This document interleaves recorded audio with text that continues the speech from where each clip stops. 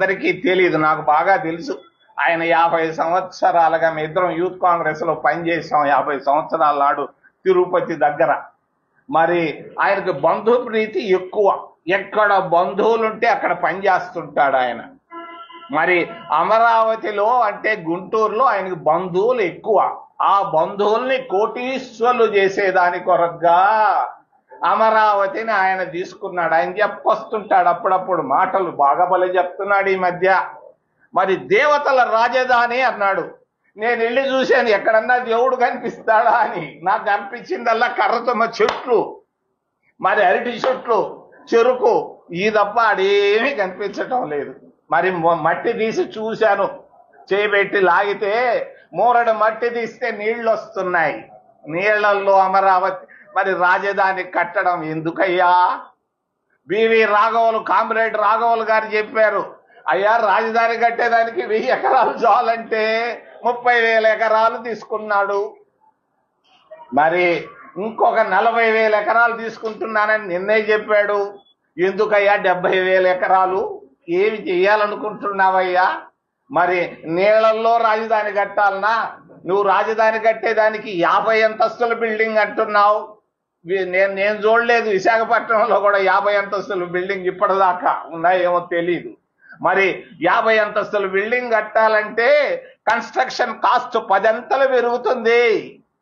నీళ్లు వచ్చేటువంటి కృష్ణానది తీరంలో నువ్వు కట్టేటువంటి అమరావతి బిల్డింగులకు నాకు ఇంజనీర్లు చెప్పారు 10 అంతల కన్స్ట్రక్షన్ కాస్ట్ పెరుగుతుంది. అయినా కూడా ఆయన అక్కడనే కట్టాలంటున్నాడు. కారణం బంధు ప్రీతి.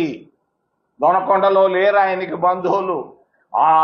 ఆ బంధు ప్రీతి వల్ల మరి అంతేకాదు, ఆయన తెలిసిన బంధువులు ప్రీతి ఎక్కువ చంద్రబాబు నాయుడికి. మీ అందరికీ తెలియదు, నాకు బాగా తెలుసు. ఆయన 50 సంవత్సరాలుగా మీ ఇద్దరం యూత్ కాంగ్రెస్ లో పనిచేసాం. 50 సంవత్సరాల నాడు తిరుపతి దగ్గర. మరి ఆయనకు బంధు ప్రీతి ఎక్కువ.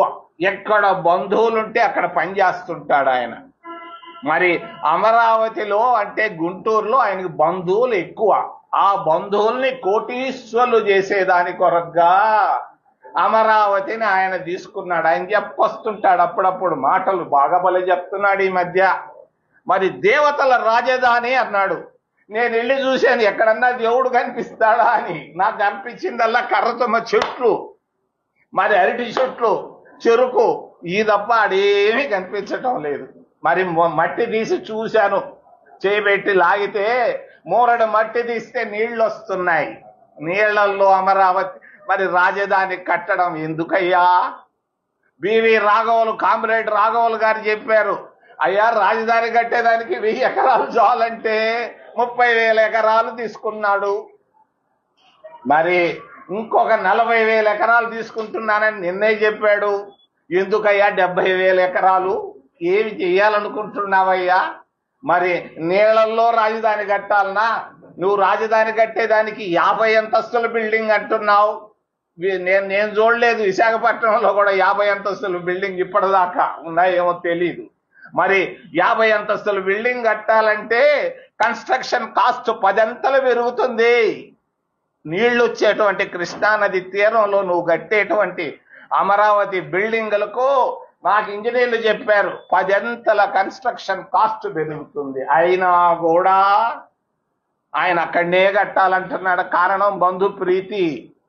దొనకొండలో లేరు ఆయనకి బంధువులు. ఆ బంధు ప్రీతి వల్ల మరి అంతేకాదు, ఆయన తెలిసిన బంధువులు మిత్రులంతా భూములు కొనేసి ఉన్నారు. ముందుగానే రాజధాని వస్తుందని 100-200 ఎకరాలు బినామీ పేర్లు